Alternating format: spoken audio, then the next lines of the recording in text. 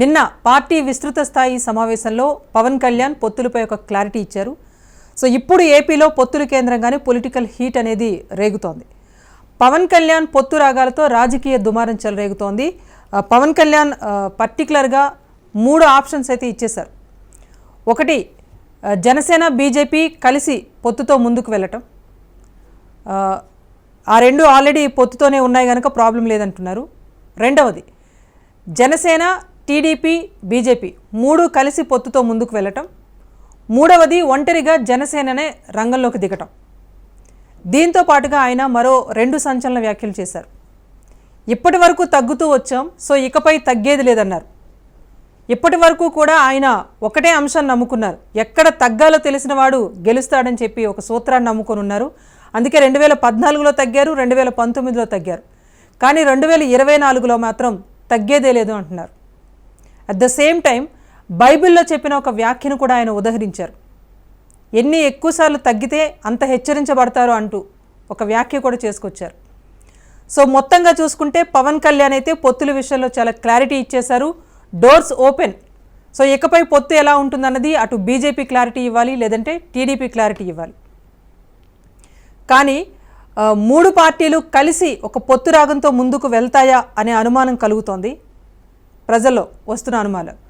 రెండవది, కేవలం ఒక 9 to 10% పోల్ పర్సంటేజ్ వచ్చిన జనసేన పార్టీ 2024లో ఒంటరిగా వెళ్ళి నెగ్గగలుగుతుందా? ఇది రెండో అనుమానం. ఇక మూడవది, జనసేన టీడీపీ కలిసి పొత్తుతో ముందుకు వెళ్తాయి అనే వ్యాఖ్య పవన్ కళ్యాణ్ చేయలేదు. అంటే ఇక్కడ టీడీపీ మొన్నటి వరకు వన్ సైడ్ లవ్ అంటూ చెప్పుకొచ్చిన టీడీపీ వార్ వన్ సైడ్ అని చెప్పి ప్రకటించింది. అంటే ఇప్పుడు టీడీపీ ఒంటరిగా వెళ్తుందా, జనసేన బీజేపీ కలిసి వెళ్తాయా, లేకపోతే బీజేపీ టీడీపీని ఏకతాటిపైకి తీసుకొచ్చి పవన్ కళ్యాణ్ సీఎం అభ్యర్థిగా ప్రకటించి ముందుకు వెళ్తారా, లేకపోతే జనసేన బీజేపీ 2 కలిసి ముందుకు వెళ్తే కనుక ఈ 2 పార్టీల నుంచి ఉమ్మడి అభ్యర్థిగా పవన్ కళ్యాణ్ ప్రకటించే అవకాశం ఉంటుందా? దీనిపైన బీజేపీ నేతలు కూడా క్లారిటీగానే చెప్తున్నారు. జనసేనతో కలిసి వెళ్తున్నాం అంటున్నారు, కానీ ఉమ్మడి అభ్యర్థిగా సీఎం అభ్యర్థిగా పవన్ కళ్యాణ్ ప్రకటిస్తాం అన్న మాట మాత్రం చెప్పట్లేదు. ఈరోజు తాజాగా జనసేన కీలక నేతలందరూ కూడా బీజేపీకి అల్టిమేటం ఇచ్చారు. జనసేన బీజేపీ కలిసి ముందుకు వెళ్తే కనుక ఉమ్మడి సీఎం అభ్యర్థిగా పవన్ కళ్యాణ్ పేరు ప్రకటించాలి. నడ్డా పర్యటనలో నడ్డా ఈ ప్రతిపాదనను ప్రకటిస్తే బాగుంటుంది. ఎందుకంటే ఇప్పటికే ఏపీ ప్రజలంతా కూడా ఈ 2 పార్టీలు పొత్తుతో ముందుకు వెళ్తే కనుక పవన్ కళ్యాణే సీఎం అభ్యర్థిని ఒక క్లారిటీతో ఉన్నారు. ఇది ఒక అనధికారిక ప్రకటన. సో ఈ ప్రకటన నడ్డా గారు చేస్తే బాగుంటుంది అని చెప్పేసి అటు జనసేన నేతలు బీజేపీకి ఒక రకంగా అల్టిమేటం ఇస్తున్నారు. కానీ బీజేపీ నుంచి దీనిపై ఎలాంటి క్లారిటీ లేదు. మొత్తానికి ఇప్పటి వరకు పొత్తులతో ముందుకు వెళ్తాయా లేదా ప్రధాన పార్టీలు అనే అనుమానం ఉండేది. ఇప్పుడు పవన్ కళ్యాణ్ వ్యాఖ్యలతో జనసేన పార్టీ నుంచి అయితే ఒక ఫుల్ క్లారిటీ వచ్చేసింది. ఇక బీజేపీ స్టాండ్ తీసుకోవాల్సి ఉంది. At the same time TDP తన తగ్గుతుందా లేదా అనే అంశం చూడాలి. ఎందుకంటే అసెంబ్లీ సాక్షిగానే మళ్ళీ సీఎంనైతేనే అడుగు పెడతానని చెప్పి ఒక సవాల్ చేసి మరి బయటకు వచ్చిన చంద్రబాబు పవన్ కళ్యాణ్కు సీఎం పదవి ఇస్తారా? లేకపోతే పోల్ పర్సంటేజ్ చూసుకున్నా కూడా 40% పైగా ఉన్న టీడీపీ ఇప్పుడు పవన్ కళ్యాణ్ కోసం తగ్గుతుందా? ఎంత వన్ సైడ్ లవ్ ఉన్నా అది కూడా ఇప్పుడు లేదు, వార్ వన్ సైడ్ అన్నారు. కాబట్టి అది కూడా కాకుండా పర్టికులర్గా టీడీపీ నుంచి వినిపిస్తున్న వాదన ఏంటంటే ఇప్పటికిప్పుడు ఎన్నికలు జరిగినా కూడా 120 స్థానాలను కైవసం చేసుకునే సత్తా తెలుగుదేశం పార్టీకి ఉంది. మొన్న మహానాడుతో ఫుల్ జోష్ కూడా వచ్చేసింది మాకు, సో మేము ఒంటరిగానే వెళ్తామని వాళ్ళు కూడా క్లారిటీ ఇచ్చేసిన పరిస్థితి. సో పొత్తు రాజకీయాలు ఏపీలో ఎలా కొనసాగబోతున్నాయి? పవన్ కళ్యాణ్ వ్యాఖ్యలతో ఒక్కసారి హీట్ రేగింది. సో ఇంకా ఎన్నికలకు సమయం ఉన్నప్పటికీ కూడా ఇప్పటి నుంచే జనసేన కార్యాచరణతో మొదలు పెట్టేసింది అన్నది పవన్ కళ్యాణ్ వ్యాఖ్యలతో తెలిసిపోయింది. ఇక పొత్తు విషయంలో ఒక క్లారిటీ వచ్చేస్తే వచ్చే ఎన్నికలకు సంబంధించి కసరత్తు కూడా మొదలు పెట్టే అవకాశం ఉంటుంది. సో ఫైనల్గా అసలు పవన్ కళ్యాణ్ ఏమన్నారు అనేది ఒకసారి విందాం. జనసేన భవిష్యత్తులో మీరు చెప్పాల్సింది 2గా మాట్లాడేది. ఒకటి, జనసేన ఎలాంటి చేయబోతుంది భవిష్యత్తులో మనం అధికారం తీసుకుంటే, మన అధికారం సంపూర్ణంగా ఒక్కళ్ళుగా తీసుకున్నా లేదా భాగస్వామ్యమై తీసుకున్నా 2 జరగాలి. ఇప్పుడు మన కళ్ళ ముందు ఉన్నది, మన చేతిలో ఉన్నది భారతీయ జనతా పార్టీ మనం కలిసి ప్రభుత్వాన్ని స్థాపించడం, జనసేన భారతీయ జనతా పార్టీ టీడీపీ కలిసి ప్రభుత్వాన్ని స్థాపించడం. జస్ట్ మాట్లాడుకుందాం, దీంట్లో నాకేం ఇబ్బంది లేదు మాట్లాడటానికి. లేదా జనసేన ఒకటే స్థాపించడం. ఈ 3 ఆప్షన్సే ఉన్నాయి. నేనేం నమ్ముతానంటే పోరాడితే పోయేదేం లేదు, బానిస సంఖ్యలు తప్ప. జనసేన భవిష్యత్తులో మీరు చెప్పాల్సింది రెండుగా మాట్లాడేది. ఒకటి, జనసేన ఎలాంటి చేయబోతుంది భవిష్యత్తులో మనం అధికారం తీసుకుంటే. మన అధికారం సంపూర్ణంగా ఒక్కళ్ళుగా తీసుకున్నా లేదా భాగస్వామ్యమై తీసుకున్నా రెండే జరగాలి. ఇప్పుడు మన కళ్ళ ముందు ఉన్నది, మన చేతిలో ఉన్నది భారతీయ జనతా పార్టీ మనం కలిసి ప్రభుత్వాన్ని స్థాపించడం. జనసేన, భారతీయ జనతా పార్టీ, టీడీపీ కలిసి ప్రభుత్వాన్ని స్థాపించడం. జస్ట్ మాట్లాడుకుందాం, దీంట్లో నాకేం ఇబ్బంది లేదు మాట్లాడటానికి. లేదా జనసేన ఒకటే స్థాపించడం. ఈ మూడు ఆప్షన్సే ఉన్నాయి. నేనేం నమ్ముతానంటే పోరాడితే పోయేదేం లేదు, బానిస సంఖ్యలు తప్ప.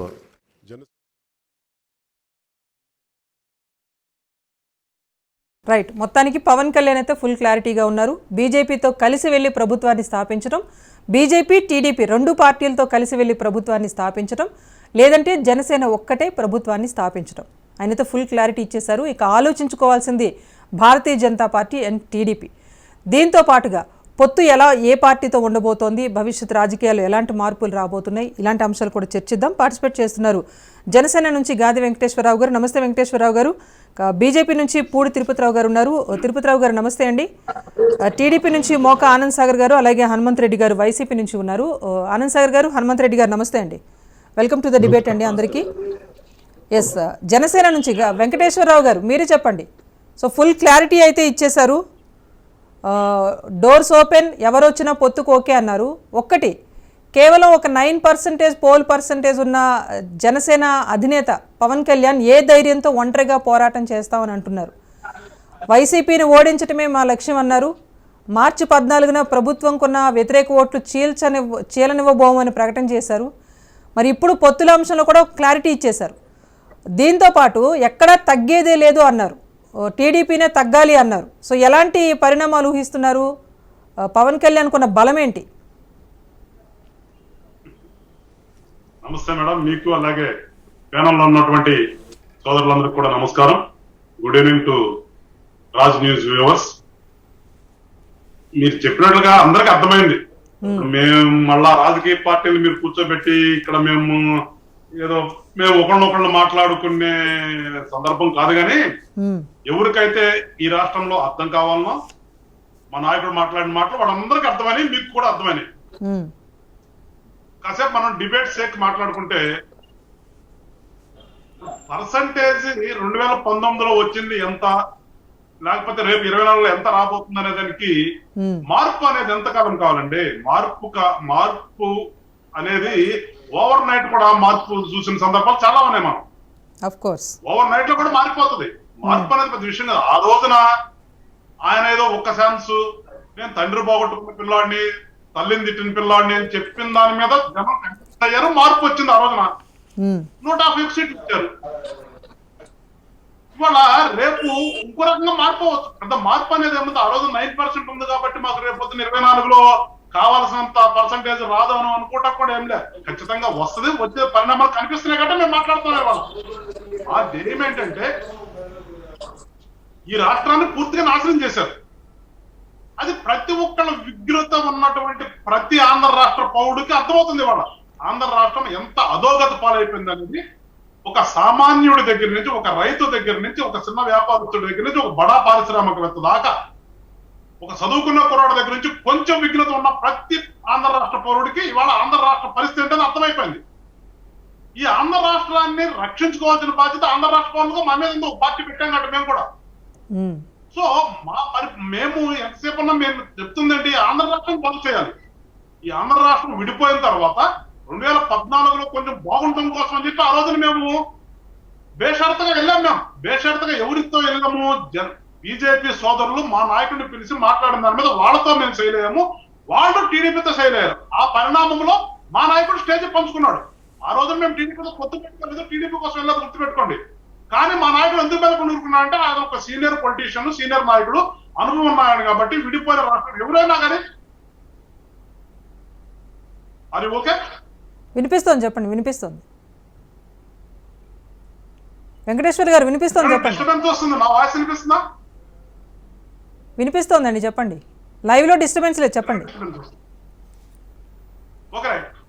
ఆ రోజున పరిణామాల్లో వచ్చాము. 14లో టీడీపీ ప్రభుత్వం ఏర్పాటు చేసింది. ఎట్లా ఈ ఆంధ్ర రాష్ట్రం చేశారనేది చూసాము. సరే 19లో మేము కూడా పోటీకి వెళ్ళాము, కానీ జనము ఇప్పుడు అధికారంలో ఉన్నటువంటి వైసీపీ ప్రభుత్వాన్ని నమ్మారు, ఓట్లు వేశారు, గెలిపించారు. కానీ ఈ 3 సంవత్సరాల నుంచి రాష్ట్రం ఏ రకంగా అయిపోయింది అనేది జనం చూస్తున్నారు. జనం మా ప్రకారం జనం ఆల్రెడీ మారిపోయారు. ఆల్రెడీ ఒక్కటి చెప్పండి సార్, 2014లో కలిసి 3 పార్టీలు కలిసి పొత్తుతో ముందుకు వెళ్ళాయి. ఓకే, 2019లో ఒంటరిగానే వెళ్ళినట్టు సిపిఐ సిపిఎంతో కలిసి కొన్ని స్థానాలు షేర్ చేసుకున్న ఒక 137 స్థానాల్లో పోటీ చేశారు. సో 16 చోట్ల డిపాజిట్ దక్కించుకున్నారు, ఒక స్థానం గెలుచుకున్నారు కూడా. సో అప్పటి నుంచి ఈ 3 ఏళ్లలో ఏమైనా జనసేన వైపు ప్రజలు ఇంకా ఎక్కువగా ఆకర్షితులయ్యారా? 2024 కొన్న బలం అంటే ఒకవేళ ఒంటరిగా వెళ్ళదలుచుకుంటే ఏం చెప్తారు? ఇది నేను అడిగిన ప్రశ్న. ఇప్పుడు స్థానిక ఎలక్షన్ లో చూసామండి. స్థానిక ఎలక్షన్ లో ఈ అధికారంలో ఉన్నటువంటి ప్రభుత్వం ఎన్ని దుశ్చర్యలు చేస్తుందో కళ్ళ ముందు అందరికీ తెలుసు, ప్రత్యక్షంగా చూసారు అందరూ కూడా. నామినేషన్ లో కూడా ఏనివ్వకుండా నామినేషన్ ఏ స్థానికి వచ్చిన వాళ్ళని లాక్కుని సించేసి పోలీసులతో కొట్టించి ఇళ్ల మీద దాడులు చేసి ఎంత దుశ్చర్యలు చేశారో ఈ రాష్ట్ర ప్రజలందరూ చూశారు. కానీ జనసేన పార్టీ ఎదురొడ్డి చాలా చోట్ల మేము పోటీ చేయడం జరిగింది, గెలవడం జరిగింది. మీరు దాన్ని గుర్తుపెట్టుకోండి. చాలా చోట్ల మేము ఈవెన్ మీరు చెప్తున్నటువంటి 40% ఓటింగ్ ఉన్నటువంటి ప్రతిపక్షం కూడా భయపడి వెళ్ళిపోతే మేము జనసేన పార్టీ నుంచి నుంచున్నాం ఎలక్షన్స్ లో, స్థానిక సంస్థల ఎలక్షన్స్ లో చాలా చోట్ల ఎదిరించి నుంచున్నాం, చాలా చోట్ల గెలిచాం మేము. అంటే అప్పటికే మాకు అధికార ప్రభుత్వం మీద వ్యతిరేకతగానే మా బలంగానే పెరిగిందనేది కనిపిస్తుంది కదా క్లియర్ గా. సో ఇప్పుడు ఈ గడిచినటువంటి 3 సంవత్సరాల్లో ఈ అధికార ప్రభుత్వం ఎన్ని దుశ్చర్యలు చేస్తుందో చూస్తున్నారు. అందుకని 24లో ఖచ్చితంగా మేము అనేది ఏంటంటే ఇప్పుడు మా నాయకుడు ఆప్షన్స్ పెట్టాడండి. దేనికోసం పెట్టాం? ఈ ఆంధ్ర రాష్ట్ర ప్రజల కోసం, ఈ ఆంధ్ర రాష్ట్ర భౌతికత్వం కోసం పెట్టాం. పవన్ కళ్యాణ్ గారు ముఖ్యమంత్రి కావాలి దేనికోసం? వీళ్ళకలాగా ఆ పదవిని అడ్డం పెట్టుకుని ఇప్పుడు మీరు ఇందా చెప్పారు ముఖ్యమంత్రి అయితే నేను వస్తానండి ఒక ఆయన. అప్పుడు ఆయన కూడా అంతే కదా, నన్ను ఎగతాళి చేస్తున్నారని చెప్పేసి నేను ఇక్కడ అసెంబ్లీకి రాను, నేను మళ్ళీ గెలిస్తే వస్తానని ఆయన వెళ్ళిపోయాడు. అదే పని ఇప్పుడు ఆయన పట్టుకున్నాడు. కానీ ఇక్కడ మేము అంటుంది ఏంటంటే పవన్ కళ్యాణ్ గారు ముఖ్యమంత్రి అవసరం. దేనికి? ఆంధ్ర రాష్ట్ర భవిష్యత్తు కోసం అవసరం. పవన్ కళ్యాణ్ గారు ముఖ్యమంత్రి అవ్వాల్సిన ఆవశ్యకత ఉంది.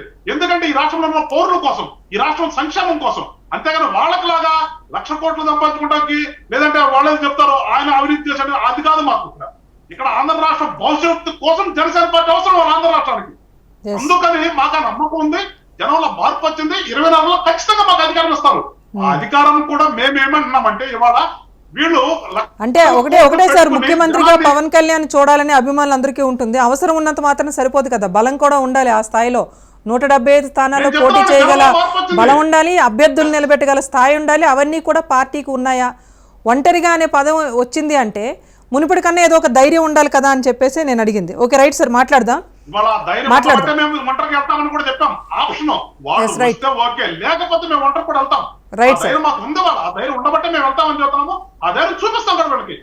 మాట్లాడదాం సార్. కోసం మేము ఒక ఆప్షన్ పెట్టుకున్నాం. ఆప్షన్ కు వాళ్ళు వస్తే ఓకే, అదర్వైజ్ మా నాయకులు చెప్పాలి కదా సింగల్ గానే వెళ్తామని. ఆ ధైర్యం లేకపోతే నేట్లు చెప్తా, ఆ ధైర్యం ఉంది మాకు. సంస్థాగతంగా నిర్మాణం చేస్తున్నాం. ఇవాళ ఏ ఊర్లో చూసినా కానీ జనసేనకు పట్టం కడతానికి ప్రజలు సిద్ధంగా ఉన్నారు కాబట్టి మేము ముందుకెళ్తామని చెప్తున్నాం. పూర్తిగా ఇవాళ అధికార ప్రభుత్వం. రైట్ సార్, మాట్లాడదాం. తిరుపతిరావు గారు చెప్పండి. బీజేపీతో కలిసి వెళ్లి ప్రభుత్వం స్థాపించడం మాకున్న ఫస్ట్ ఆప్షన్ అని చెప్పేసి పవన్ కళ్యాణ్ చెప్పారు. సో పంచాయతీ నుంచి పార్లమెంట్ వరకు బలంగా ఉన్న పార్టీ భారతీయ జనతా పార్టీ. సో రాష్ట్రాల్లో ఏ ప్రభుత్వాలు గెలిచినా కేంద్రంలో మాత్రం అధికారంలో బలంగా ఉన్న పార్టీ కనుక మేము కూడా వెనక్కి తగ్గేది లేదని చెప్పేసి మీ నేతలు కూడా అంటున్నారు. సో ఇప్పుడు జనసేన నేతల నుంచి వస్తున్న ఒకే ఒక అల్టిమేటం డైలాగ్ అనుకోవచ్చు. నడ్డా గారి పర్యటన ఉంది. నడ్డా గారి పర్యటనలో ఒకవేళ జనసేన భారతీయ జనతా పార్టీ కలిసి ముందుకు వెళ్తే కనుక పవన్ కళ్యాణ్ని సీఎం అభ్యర్థిగా ప్రకటించాలని వారు ఒక డిమాండ్ అనుకోండి, అల్టిమేటం అనుకోండి జారీ చేశారు. మరి మీ రెస్పాన్స్ ఎలా ఉండబోతోంది?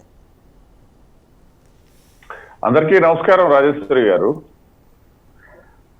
ఇక్కడ పవన్ కళ్యాణ్ గారు మొన్న 3 ఆప్షన్స్ లో మొదటి ఆప్షన్ వర్తమానంలో జరుగుతున్నటువంటి ఆప్షన్ నే వారు వ్యక్తపరిచారు. అంటే సాధారణంగా ఆప్షన్స్ చెప్పేటప్పుడు మొదటి దానికి అత్యధికమైనటువంటి ప్రాధాన్యత ఉంటుంది, విశ్వసనీయత ఉంటుంది.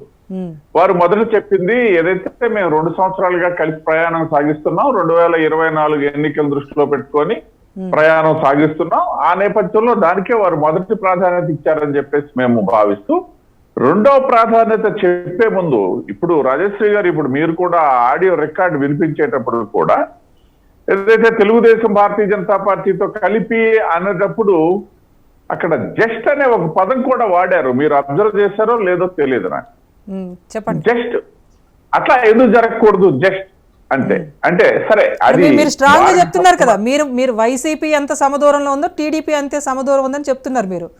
అందుకే అలా ఒక జస్ట్ అనే మాట వాడాల్సి వచ్చింది. అదే సమదూరం ఉన్నారు. టీడీపీ వస్తే భారతీయ జనతా పార్టీ ఉండదు అని సంకేతం ఇవ్వకపోయినా నర్మగర్భ వ్యాఖ్యత అదే కదా. జస్ట్ అని వాడారు తప్పిస్తే మొదటి ప్రాధాన్యత ఏదైతే ఇచ్చారో మాకు ఆ రెండు ప్రాధాన్యతలు, చివరి ప్రాధాన్యతలు మాకు సంబంధం లేనివ్వండి. ఇప్పుడు వర్తమానంలో జరుగుతున్నది, రేపు జరగబోయేది, మేము కాంక్షించేది, ఆకాంక్షించేది కూడా ఏదైతే జనసేన భారతీయ జనతా పార్టీ కలిపి 2024లో ఈ రాష్ట్రంలో ఎన్నికలలో అధికారాన్ని కైవసం చేసుకోవటము. ఎందుకు అంటే ఏదైతే రాష్ట్రం విడిపోయిన తర్వాత హోల్ హార్టెడ్ గా మేము ఆ వేళ కూడా బలంగా ఉన్నటువంటి సందర్భంలో మేము మా ద్వారా మా సోదరులు ఇందాక వెంకటేశ్వరరావు గారు చెప్పారు, తెలుగుదేశం పార్టీకి జనసేన పార్టీ 2014 ఎన్నికల్లో డైరెక్ట్ గా సపోర్ట్ చేయలే, కేవలం భారతీయ జనతా పార్టీకి సపోర్ట్ చేసి తద్వారా మాత్రమే తెలుగుదేశానికి సపోర్ట్ చేసి ఈ రాష్ట్రంలో అధికారంలోకి వచ్చింది. అధికారంలో భాగస్వాములు అయ్యాము భారతీయ జనతా పార్టీ. కానీ 4 ఏళ్లలోనే వాళ్ళు విడిపోయిన తర్వాత ఈ రాష్ట్ర ప్రజల విశ్వాసాన్ని కోల్పోయినటువంటి పార్టీ తెలుగుదేశం పార్టీ. రెండవది, ఏదైతే ఆ రోజు ఉన్నటువంటి పరిస్థితుల్లో అనూహ్యమైనటువంటి విజయాలు సాధించి వాళ్ళు చెప్తారు 151 సీట్లు 51% ఓట్లు అంటారు. ఇప్పటికి కూడా చెప్తారు. అది అంటే వచ్చింది, ఎప్పుడో వచ్చినవి వాళ్ళు ఉండిపోతాయని కాదు, పెరగొచ్చు తరగొచ్చు.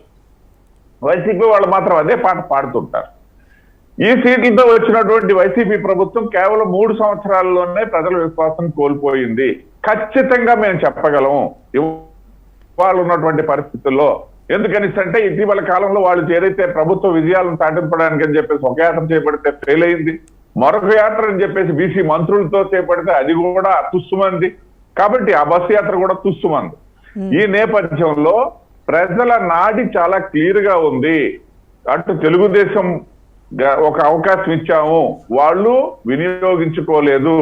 ఇటు వైసీపీకి ఒక అవకాశం ఇచ్చాం, వీళ్ళు కూడా వినియోగించుకోవట్లేదు. రాబోయేది ఖచ్చితంగా భారతీయ జనతా పార్టీ జనసేన ఉమ్మడి ప్రభుత్వము, కోalition గవర్నమెంటే వస్తుందనేది ప్రజల నిర్ణయం అయిపోయింది, ప్రజల్లో నిర్ణయం అయిపోయింది. అయితే ఇవాళ మీరు అంటున్నట్టుగా ఇవాళ బయటపడే పరిస్థితి ఉండదు. ఏదైనా సాధారణ ఎన్నికలప్పుడే బయటకు వస్తాయి. కాబట్టి మాకైతే ఇతరత్ర ఊహాగానాలతో సంబంధం లేదు, మా విధి విధానాలు చాలా క్లియర్ గా ఉన్నాయి. మేము కలిసి ప్రయాణం చేస్తున్నాం, కలిసే ఈ రాష్ట్రంలో ప్రభుత్వంలోకి వస్తాం. ఇది మాకున్నటువంటి ఏకైక లక్ష్యం. దీనికి పార్టీల పరంగా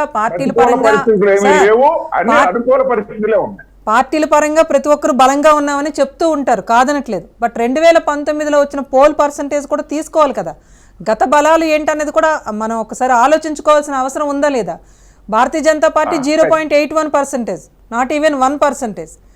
సో కేంద్రంలో బలంగా ఉండొచ్చు, బట్ ఏపీలో ప్రత్యామ్నాయ ప్రభుత్వాలు ఉన్నాయి, అధికార పార్టీ బలంగా ఉంది. ఇన్ని ఉండేటప్పుడు ఎన్నో ఎక్కువ స్థానాలు గెలిచిన అధికార పార్టీ ఉంది, పోల్ పర్సంటేజ్ హై ఉన్న టీడీపీ ఉంది. ఇన్ని ఉండేటప్పుడు ఏదేంతో చెప్తున్నారు, ఎలా చెప్తున్నారు? ఒక 9%, 0.81%, అంటే రెండు కలిపిన ఒక 10% పూర్తి కానీ కూటమి అధికారంలోకి వస్తామని ఎలా చెప్పగలుగుతున్నారు?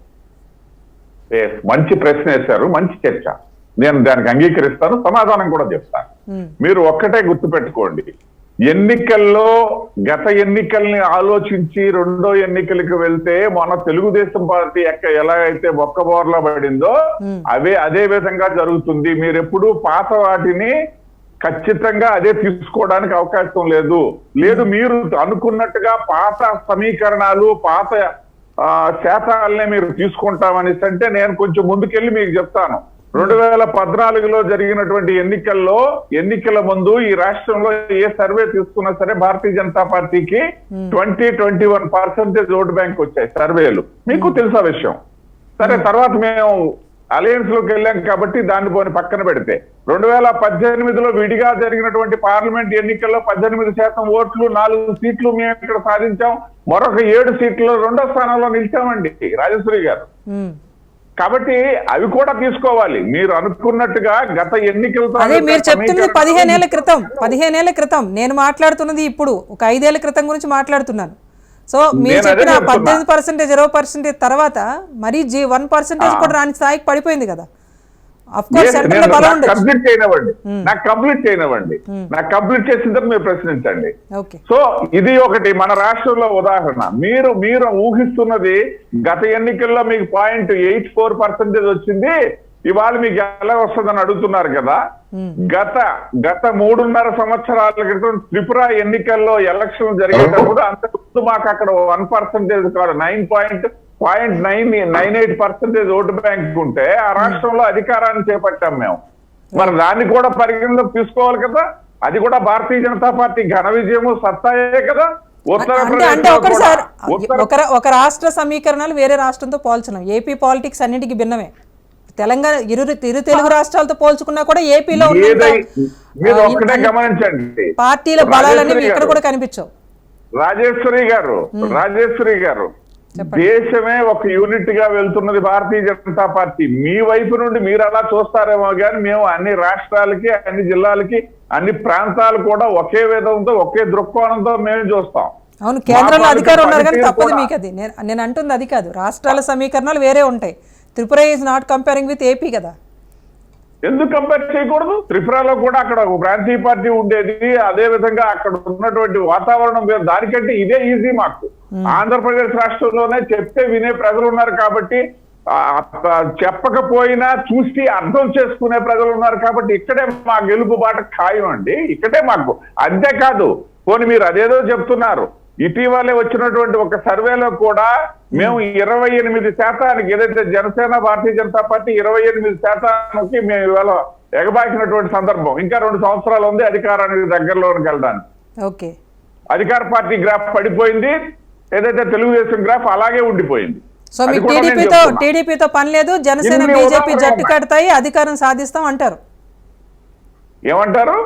టీడీపీతో మాకు పని లేదు, జనసేన బీజేపీ కలిసే ప్రభుత్వాన్ని స్థాపించే సత్తా ఉందా అంటారు. 100% మేము 2 సంవత్సరాల కిందట ఆ ఆలోచన, ఆ సత్తాతోనే కలిసి ప్రయాణం కొనసాగిస్తున్నాం రాజేశ్వరి గారు. మొత్తానికి 2024 ఎన్నికలకు సంబంధించి పవన్ కళ్యాణ్ ఇప్పటి నుంచే ఒక సన్నద్ధత ప్రకటిస్తున్నారా? అందుకే పొత్తులపై పదే పవన్ కళ్యాణ్ వ్యాఖ్యానిస్తున్నారు. ఏం జరగబోతుందో చూద్దాం అనే ఒక వేలో ఉన్నారు. మొత్తం నిన్నైతే క్లారిటీ ఇచ్చేశారు. బలంగా తానే సీఎంగా ఉండాలి అని చెప్పి పవన్ కళ్యాణ్ భావిస్తున్నారు. సో కీలకమైన రోల్ తీసుకోవాలి ఆంధ్రప్రదేశ్ రాజకీయాల్లో అన్నది ఆయన ప్లాన్గా అర్థమవుతోంది. సో మిగతా పార్టీలే తేల్చుకోవాలన్న ఉద్దేశం కూడా వ్యక్తమవుతోంది. మాట్లాడుతున్నాం దీనిపైనే. ఆనంద్ సాగర్ గారు మీరు చెప్పండి. ఆనంద్ సాగర్ గారు చెప్పండి. 2014లో తగ్గాం, 19లో తగ్గాం, కానీ 24లో తగ్గేదే లేదు అని ఒక డైలాగ్ అయితే వేశారు. సో ఏంటి ఈసారి ఏమైనా మిగతా వాళ్ళు తగ్గితేనే బాగుంటుంది అన్నారు. ఏమైనా మీ టీడీపీ అధినేత ఏమైనా వెనక్కి తగ్గుతారా? అసెంబ్లీలో సవాల్ చేసి బయటకు వచ్చిన వ్యక్తి కదా. తగ్గి ఏమైనా జనసేనతో ముందుకు వెళ్తారా, లేకపోతే వారు వన్ సైడ్ అన్నట్టు ఒంటరిగానే వెళ్తారా మీరు కూడా? నమస్కారం మేడం, మీకు మిగతా పెద్దలందరికీ కూడా హృదయపూర్వక నమస్కారం. ఇప్పుడు ఎన్నికలు ఇంకా 2 ఏళ్ళు ఉన్నాయి మేడం. సీఎం ఎవరనేది, ఎవరు తగ్గాలి ఎవరు నెగ్గాలి అనేది ప్రజలు నిర్ణయిస్తారు. అయితే ఒక పార్టీ అధినేతగా పవన్ కళ్యాణ్ గారు 3 ఆప్షన్స్ పెట్టుకున్నారు. ఆయన వాళ్ళ పార్టీ పెద్దల మీటింగ్ లో దాన్ని చర్చకి పెట్టారు. ఆ చర్చను మీరు ఇక్కడ పెట్టారు. ఇప్పుడు ఆయన ఆ సందర్భంలో మీరు ఇందాక చెప్పారు, బైబిల్లో ఒక మాట, ఏదో తనను తాను తగ్గించుకునేవాడు హెచ్చింపబడతాడు. తగ్గించుకోవడానికి కూడా పారామీటర్స్ ఉంటాయి. ఇప్పుడు బీజేపీ ఉంది, తనను తాను తగ్గించుకుంటదండి? తగ్గించుకోదు. ఎందుకంటే వాళ్ళు బలంగా దేశాన్ని పరిపాలిస్తున్నారు, సార్వభౌములు వాళ్ళు. ఇక్కడ సామంతరాజులు మనం. ఇక్కడ అలాగే తెలుగుదేశం కూడా తనను తాను తగ్గించుకునే బలహీనంగా లేదు, చాలా బలంగా ఉంది తెలుగుదేశం పార్టీ. ఏంటంటే బంతిని గోడకేసి కొడితే అంతే స్పీడ్ గా మళ్ళీ ఏ విధంగా వెనక్కి వచ్చి అది తన బలాన్ని చాటుతుందో, 23 సీట్లతో ఓడిపోయి 3 ఏళ్లు తిరగకుండా ఈవేళ మళ్ళీ జనప్రపంచం లెగుస్తా ఉంది తెలుగుదేశం పార్టీ. లేచింది. మొన్న మీరు చూశారు మహానాడు. అదే అడగబోతున్నా, మహానాడు తర్వాత వచ్చిన బలమా మీకు? మొన్నటి వరకు వన్ సైడ్ లో అన్నారు కదా, అని కాదు, మేము ప్రేమిస్తున్నాం కానీ పవన్ కళ్యాణ్ స్పందించట్లేదు అన్నారు కదా, చంద్రబాబు అన్నారు నేరుగా. లేదు మేడం, మేము తెలుగుదేశం పార్టీ ఎప్పుడు కూడా మిత్రలాభాన్ని కోరుకునే పార్టీ. ఆ పార్టీ పెట్టినప్పుడు నుండి కూడా పొత్తుల్ని ఇన్వైట్ చేసినటువంటి పార్టీ. ఎన్టీ రామారావు గారు కానీ, చంద్రబాబు నాయుడు గారు కానీ, ఈ రాష్ట్రంలో కాదు ఈ దేశంలో ప్రతిపక్షాలన్నీ కలిసి ఉండాలని, ఒక తాటి మీదకి రావాలని ఆ విధంగా కృషి చేసి తాటి మీదకి తెచ్చినటువంటి పార్టీ నాయకత్వం తెలుగుదేశం. కాకపోతే ఇక్కడ ఏంటంటే గ్రౌండ్ రియాలిటీ ఒకటి ఉంది. యాక్చువల్ గా జనాల్లో ఏముందంటే జగన్మోహన్ రెడ్డిని ఓడించాలి అంటే బీజేపీ, జనసేన, తెలుగుదేశం ఒక్కటవ్వాలనేది జననాడి. నేను ప్రజల్లో నిత్యం తిరుగుతూ ఉంటా. నేను మరి ఆ పరిస్థితుందా? బీజేపీ చాలా క్లారిటీగా ఉంది కదా, వైసీపీతో ఉండదు, టీడీపీతో అలయన్స్ ఉండదని చాలా క్లియర్ గా ఉంది బీజేపీ. అంటే జనబాహుళ్యంలో ఉన్నటువంటి గ్రౌండ్ రియాలిటీ, ప్రజా వాక్కుని, పబ్లిక్ టాక్ నేను మీ ముందు పెడతా ఉన్నా. మరి బీజేపీ వాళ్ళు ఏ విధమైనటువంటి లెక్కలు, ప్రణాళికలు వాళ్ళు ఉంటాయి. ఎందుకంటే పార్టీ కాబట్టి, దేశాన్ని పరిపాలిస్తున్న పార్టీ అది. వాళ్ళ అభిప్రాయాన్ని నేనేం కాదన్నట్లా, వాళ్ళ లెక్కలు వాళ్ళకు ఉంటాయి. అలాగే పవన్ కళ్యాణ్ గారి లెక్కలు ఆయనకు ఉంటాయి, తెలుగుదేశానికి ఉన్న లెక్కలు తెలుగుదేశానికి ఉన్నాయి, అలాగే వైసీపీకి ఉన్న తిక్క వాళ్ళకి, ఆ తిక్క వాళ్ళకు ఉంటుంది. ఎవరి తిక్క వాళ్ళ తిక్క వాళ్ళకు ఉంది. కాబట్టి ఈసారి మాత్రం రాబోయే 2024 ఎన్నికల్లో వైసీపీ తిక్కని ఓడించాలనే కృతనిశ్చయులై మాత్రం ఓటర్స్ ఉన్నారు. దీన్ని బీజేపీ వారు, జనసేన వారు, మేము సమగ్రంగా ఆమూలాగ్రంగా పరిశీలన చేసి, నా ఉద్దేశ ప్రకారంగా ఒక మంచి నిర్ణయమే ముగ్గురు నుండి వస్తుందని నేను ఎక్స్పెక్ట్ చేస్తున్నాను వ్యక్తిగతంగా. మేము ఎప్పుడు కూడా బీజేపీకి కానీ, జనసేనకి కానీ, పొత్తులకు కానీ వ్యతిరేకం కాదు. ఎందుకంటే ఓకే సార్, ఫైనల్ గా కీలక నిర్ణయం తీసుకునేది అధినేతలే, ఇందులో ఎలాంటి దాచేది లేదు. సో కార్యకర్తలు ఎలాంటి టాక్ నడుస్తుంది? కలిస్తే బాగుంటుంది అనుకుంటున్నారా, లేకపోతే ఎవరికి వారు ఒంటరిగా వెళ్తే? నాకు తెలిసి నాది తూర్పుగోదావరి జిల్లా, ఇప్పుడు కోనసీమ జిల్లా. ఇక్కడ ఉమ్మడి జిల్లాలో తిరిగినా, ఎక్కడ తిరిగినా, ఏ పల్లెటూరుకి వెళ్ళినా కూడా అటు జనసేన కార్యకర్తలు గాని, బీజేపీ కార్యకర్తలు గాని, తెలుగుదేశం పార్టీ నాయకులు కార్యకర్తలు గాని కలిసి ఉంటే కలదు సుఖమని బాహాటంగా కొండ బద్దలు కొట్టినట్టు చెప్తా ఉన్నారు. ఇది వాస్తవం, నేను చెప్పే ప్రతి మాట వాస్తవం. ఈ పరిస్థితుల్లో ఈ పార్టీ పెద్దలు ఆలోచించాలి, అంతే తప్ప కార్యకర్తలుగా మేము ఏం చెప్పినా జరిగిపోతుందని మేము అనుకోవట్లేదు. పవన్ కళ్యాణ్ గారు, అది ఆయనకు కూడా తెలుసు, ఎక్కడ తగ్గాలి, ఎక్కడ ఒగ్గాలి అనేది ఆయనకు కూడా తెలుసు. కాబట్టి ఆయనగా వయసు ఉంది, ఆయనకి చాలా భవిష్యత్తు ఉంది ఆయనకి. ఇప్పుడు ఈ రాష్ట్రానికి అప్పుడు ఒక సమర్థమైనటువంటి పరిపాలన దక్షత కలిగినటువంటి అంటే ఇప్పుడు గాడిలో ఇప్పుడు ఎలా ఉందంటే, ఒక చీపురు కట్టునే తాడు విప్పేసి ఇసురు కొడితే ఏ విధంగా పొలాలన్నీ చిన్నాభిన్నం అయిపోయి, చిందరవందరైపోయి, ఒక్కల చింపిన విస్తరలాగా ఉంటుందో ఆ విధంగా రాష్ట్రాన్ని వైసీపీ జగన్మోహన్ రెడ్డి చేసేసాడు. మళ్ళీ ఆ పొలాలన్నీ ఏరి కట్టకట్టి తొడవాలి, రాష్ట్రాన్ని శుద్ధి చేయాలి, ఒక దారిలో పెట్టాలి. సమర్థుడు కావాలి, మేధావి కావాలి, పరిపాలన దక్షుడు కావాలి, పరిపాలన మీద, ఈ శాఖల మీద అవగాహన ఉన్నటువంటి, ఆరితేరినటువంటి వ్యక్తి కావాలి, ఒక విజన్, ఆలోచన ఉన్నటువంటి వ్యక్తి కావాలి. అలాగా ఎవరా వ్యక్తి? మీ మనసులో ఉన్న వ్యక్తి ఎవరు చెప్పండి. పోనీ ఏమండి, మీ మనసులో ఉన్న వ్యక్తి ఎవరు చెప్పండి. 100% అటువంటి వ్యక్తి రాష్ట్రంలోనే కాదు, ఈ దేశంలోనే only one and only hero, that is Chandrababu Naidu. Right, party విధేయత చాలా బాగా చాటుకున్నారు. ఓకే, హనుమంత్ రెడ్డి గారు మీరు చెప్పండి. ఇప్పటి వరకు కూడా పొత్తు రాజకీయాలపైన అనేక రకాల టార్గెట్స్ చేస్తూ వ్యాఖ్యలు చేశారు మీ కీలక నేతలందరూ కూడా. పొత్తులు ఎప్పుడు పెట్టాలి, వీళ్ళు ఎప్పుడు ముందుకెళ్ళాలని చెప్పేసి. ఇప్పుడైతే జనసేన నుంచి ఒక క్లారిటీ వచ్చేసింది.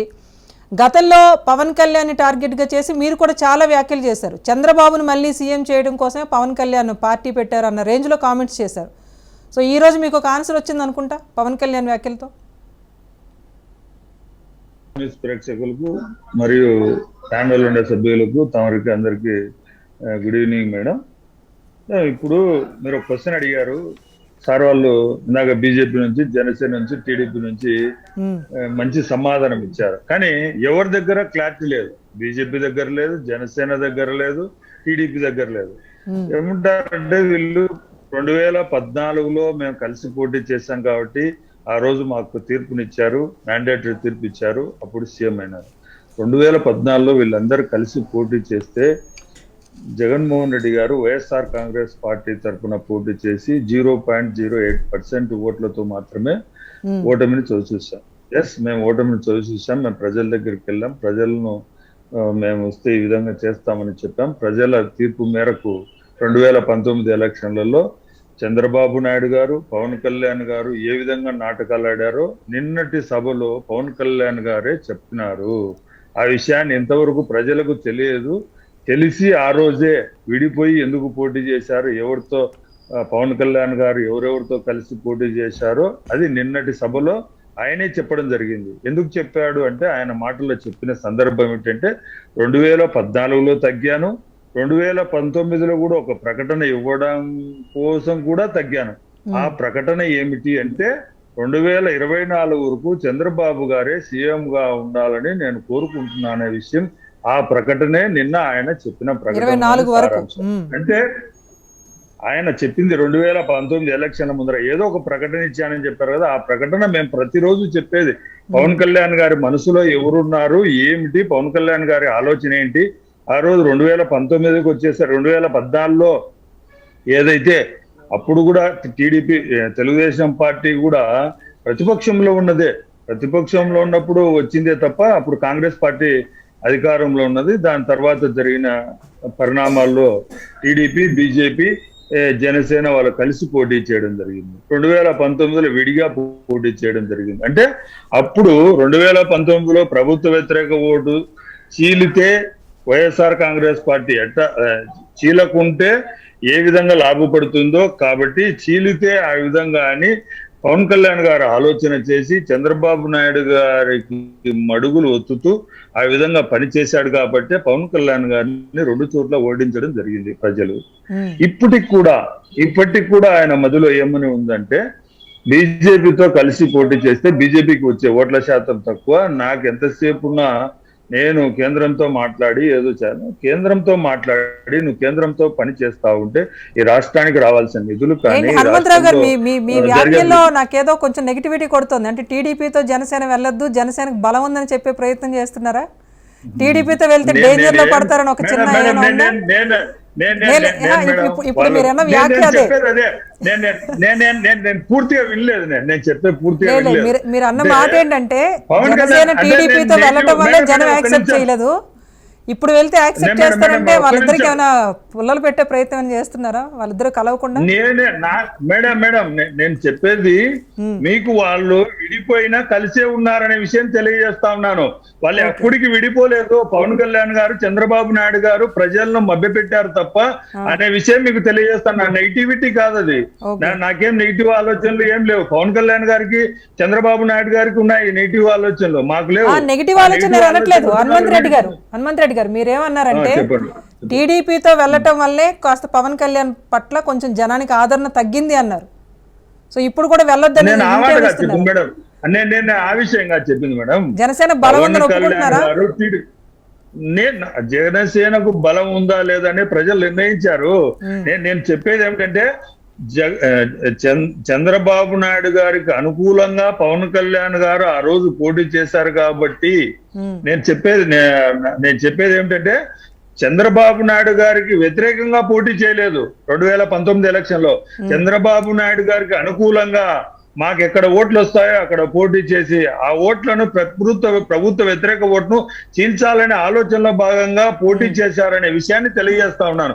చంద్రబాబు నాయుడు గారికో పవన్ కళ్యాణ్ గారికో బలం ఉందనో లేదో అనేది ప్రజలు నిర్ణయిస్తారు. నేను నిర్ణయించేది కాదు, మీరు నిర్ణయించేది కాదు, లేకుంటే ఇక్కడ కూర్చున్న వాళ్ళు నిర్ణయించేది కాదు.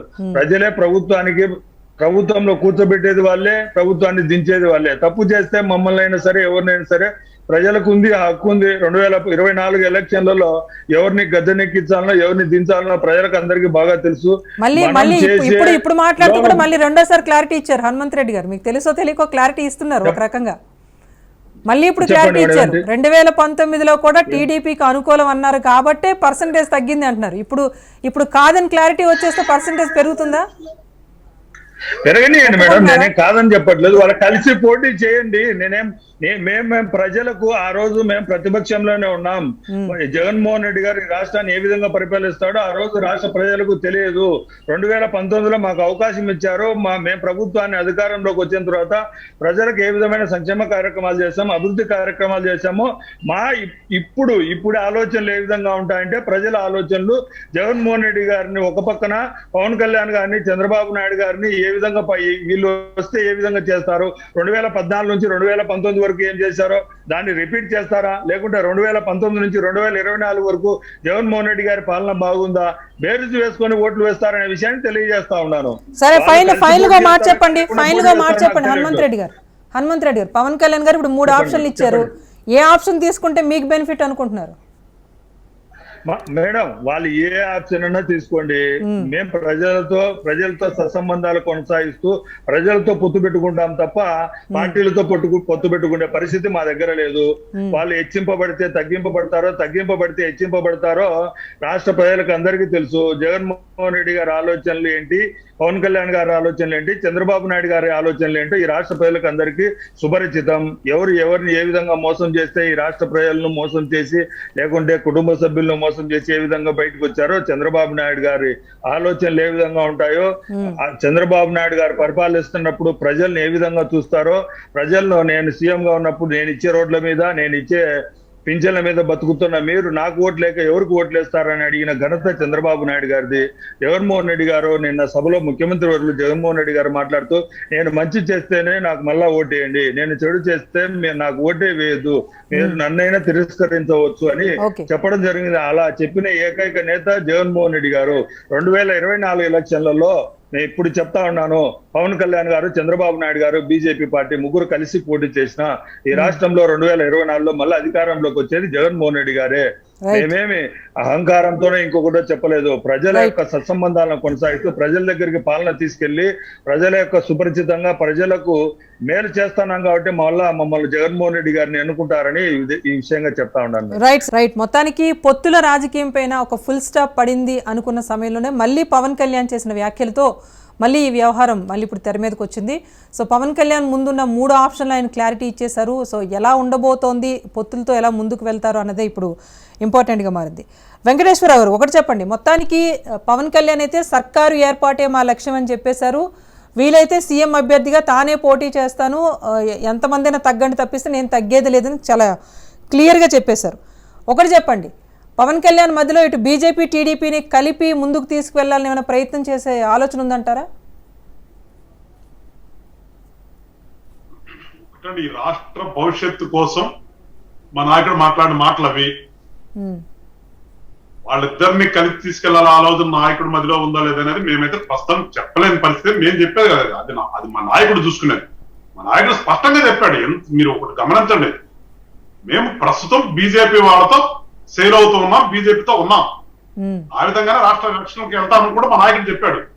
అయితే వాళ్ళని కలిపి వీళ్ళని కలపాల్సిన అవసరం ఉందా లేదా అనేది కనుకంటే కూడా ఫస్ట్ ప్రభుత్వ వ్యతిరేక ఓట్లు చీల్చమని మార్చి 14ని చెప్పింది ఆవిర్భావ దినోత్సవం రోజు పవన్ కళ్యాణ్ గారు. పొత్తులకు తెర తీసిందే ఆయన. ఆ రోజున బీజేపీతో సఖ్యత ఉన్నప్పటికీ ఒంటరిగా వెళ్తే జగన్ను ఓడించలేమనే ఒక భావన ఉండి ఇప్పుడు పొత్తులకు మళ్ళీ ఇప్పుడు ఈ వ్యాఖ్యలు చేశారా? టీడీపీ బీజేపీని కలిపే ప్రయత్నం ఏమైనా చేస్తారా అని అడిగాను నేను.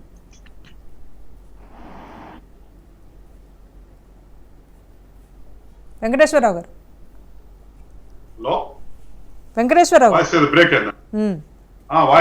చెప్పండి ఏమంటారు? ఆ రోజు ప్రభుత్వ వ్యతిరేక ఓట్లు చీల్చనియమని అన్నారు కదా, ఒకవేళ జగన్ను ఓడించలేమనే ఒక భయం ఏమైనా పవన్ కళ్యాణ్ లో ఉందా? సో 3 పార్టీలు వెళ్తే పోల్ పర్సంటేజ్, గత పోల్ పర్సంటేజ్ చూస్తే ఈక్వల్ ఉంటుంది అప్పుడు వైసీపీకి ఈ 3 కూటమికి కలిపి. సో అప్పుడు అది గట్టి పోటీగానే మారుతుంది కదా. సో అందుకని టీడీపీ బీజేపీ మధ్య వైరాన్ని ఏమైనా తొలగించి ఈ 2 పార్టీలతో కలిసి ముందుకు వెళ్ళాలని ఏమైనా జనసేన అధినేత ప్లాన్ చేస్తున్నారా? ఆ దిశగా ప్రయత్నం చేయబోతున్నారా? ఒకటండి, భయము అంటే తెలియని పార్టీ ఏదైనా ఉందంటే ఈ రాష్ట్రంలో జనసేన పార్టీ. మాకు భయం అనేది లేదు, మాకు ఏనాడు కూడా. మేము ఎప్పుడు కూడా రాష్ట్ర సంక్షేమమే మా ధ్యేయం అన్నట్టుగా మేము వచ్చామని చెప్తే, మా సంక్షేమము, మా అభివృద్ధి కావాలి అని చెప్పేసి వచ్చిన పార్టీ కాదు జనసేన పార్టీ. రిమైనింగ్ పార్టీకి మాకు కొంచెం మీరు వ్యత్యాసం ఉంటుంది. మీరు ఒకసారి మీకు తెలిసిందని మాట్లాడుతున్నాం. మాకు అట్లాంటిది లేదు. మేము మా నాయకుడు చెప్పిందంటే వ్యతిరేక ఓటుని చీలనివ్వను అంటే దానికి అర్థమేంటి జనం తెలుసుకోవాలండి. ఫస్ట్ ఆఫ్ ఆల్ మా నాయకుడు మాట్లాడే ప్రతి మాటలు కూడా ఈ రాష్ట్రంలో జనం తెలుసుకోవాలి, రాజకీయ పార్టీల కంటే కూడా. అంటే ఈ రాష్ట్ర భవిష్యత్తు కోసము మా జనసేన పార్టీ అనేది ఏ రకంగా తప్పిస్తున్నాం మేము, రాష్ట్రం ఎటుపోతుంది, రాష్ట్రంలో ఉన్నటువంటి జనం ఎన్ని ఇబ్బందులు పడతారనే దాని మీద మా స్పష్టత ఉంటుంది, మా యొక్క ఆలోచన ఉంటుంది తప్పితే మా సంక్షేమం కాదు ఇక్కడ. వాళ్ళు కనుక చెప్పినట్టుగా సంక్షేమం చెప్పేసి అంటే ఆ సంక్షేమం ఎటుపోయిందో జనం అందరూ చూస్తున్నారు. ఎందుకంటే ఉదాహరణకు మా మంగళగిరి నియోజకవర్గంలో నిన్నగాక మొన్న వీళ్ళు గడప అని తిరుగుతున్నారు కదా, ఒక పాంప్లెట్లు తీసుకొచ్చి ఇచ్చారు. అది ఒక పాంప్లెట్లు తీసుకొచ్చిన వ్యక్తి నేను వచ్చి బయట పెట్టాడు. ఆ ఇంట్లో అసలు వాళ్ళకి లబ్ధి చేయడానికి ఆయన అర్హుడే కాదు, కానీ ఆయనకు కూడా అవన్నీ ఫలాలన్నీ వచ్చినాయి అని చెప్పి ఒక పాంప్లెట్ కొట్టించుకొచ్చి ఇదిగో మీకు దీని కింద ఎంత వచ్చినాయి, దీని కింద ఎంత వచ్చినాయి అని చెప్పి పాంప్లెట్ ఇచ్చేళ్ళారు. అది వీళ్ళు చేస్తున్నటువంటి ప్రభుత్వం, ఇప్పుడు వీళ్ళు చెప్పుకునే సంక్షేమం. కానీ మేము జనం గమనిస్తున్నారు, జనం చూస్తున్నారు రాష్ట్రం ఏమైపోయింది అనేది. దానికోసం వచ్చాము. దాని దిశగా వెళ్లే సందర్భంలోనే ఓటు చీలనం అంటాం కానీ లేదు వీళ్ళు అన్ని పార్టీలు కలిసి వెళ్దామనే ఆలోచన కానీ ఆయన రాండి అనే ఆహ్వానిస్తారని చెప్తే మేమేదో వాళ్ళని వీళ్ళని కూర్చోబెట్టి పంచాయతీ చేసి వెళ్ళి లబ్ధి పొందాలనే ఆలోచన కాదు. మా ధ్యేయం ఒకటే, రాష్ట్రం నాశనం అయిపోయింది. రాష్ట్రం విడగొట్టిన తర్వాత శాంతం ఆంధ్ర రాష్ట్రం అంటే ఒక పెట్టుబడిదారుడు ఇటు కన్నెత్తి చూడని విధంగా నాశనం అయిపోయింది వాళ్ళ ఆంధ్ర రాష్ట్రం. దాని గురించి మేము ఆలోచిస్తున్నాం. ఆంధ్ర రాష్ట్రం అంటే రాజధాని లేని రాష్ట్రం అనిపోయింది, దాని గురించి ఆలోచిస్తున్నాం మేము. ఆంధ్ర రాష్ట్రం అంటే హత్యలు ఆత్మహత్యలు నిలయం అయిపోయింది, దాని గురించి ఆలోచిస్తున్నాం మేము. ఆంధ్ర రాష్ట్రం అంటే వాళ్ళ రోజుకు ఒక పూట, సాయంత్రానికి ఒక సాట, పొద్దున్న లేస్తే ఒక సాట అమ్మాయిల మీద అగాత్యాలను చూడాల్సిన పరిస్థితి వచ్చింది. దానిని కాపాడాలని చెప్పి చూస్తున్నాం చెప్తే జనసేన పార్టీ వీళ్ళకలాగా ఏదో చెప్పేసి మేము అన్ని కోట్లు పంచాం, ఇన్ని కోట్లు పంచాం, కోట్లు పంచి ఎట్టుపోయినాయో రానున్న రోజుల్లో 24 స్పష్టంగా తెలుస్తుంది. ఆ లక్షలు కోట్లు వీళ్ళు తీసుకొచ్చి పెంచామన్నాయి, వాళ్ళకి ఇచ్చామో వీళ్ళకి ఇచ్చామన్నది ప్రతిదీ చూస్తారు. ఒక రోడ్డు లేదు ఈ రాష్ట్రంలో, ఒక ఫ్యాక్టరీ వచ్చింది లేదు ఈ రాష్ట్రంలో. నేను కాక మన పోయాడు దావాసు పోయి ఏమంటే ఈ రోజు వరకు ఒక పక్క ఆయన దావాసులో కూర్చున్నాడు, ఇక్కడ కోనసీమలో కుంపట్లు పెట్టారు. కోనసీమ కుంపట్ల మీద ఈ రోజు వరకు కూడా నోరెత్తి మాట్లాడలేనటువంటి వ్యక్తి ఆయనకు సీఎమ్మా? అది ఒకసారి రాష్ట్ర ప్రజలు గమనిస్తున్నారు. కోనసీమలో ఒక స్విచ్ పెట్టారు మీరు తీసుకొచ్చి, ఒక పేరుని తీసుకొచ్చి పెట్టి అదే మహానుభావుడి పేరుని అదే మహానుభావుడికి పెట్టినట్టు టాపిక్ డైవర్ట్ అవుతుంది. మూడు పార్టీలు చెప్పింది ఒకటే సార్, మూడు పార్టీలు అంటున్నది ఒకటే. ప్రభుత్వాన్ని సార్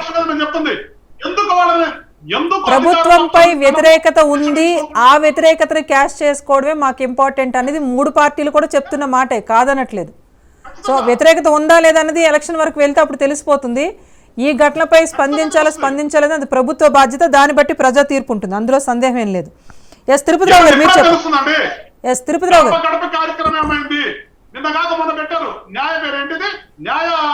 సామాజిక న్యాయ రైట్ రైట్ అదే ప్రభుత్వ వ్యతిరేకత ఇప్పుడు మీరు బలంగా తీసుకుంటున్నారు. ప్రభుత్వంపై ప్రజల్లో ఉన్న వ్యతిరేకతనే బలంగా మార్చుకోవాలి. ఆ 10% లాగడం కోసం ప్రయత్నాలు. ఓకే రైట్ తిరుపతిరావు గారు మీరు చెప్పండి. గతంలో పొత్తులకు సిద్ధంగా ఉన్నట్లుగా చంద్రబాబు ఒక హింట్ ఇచ్చారు.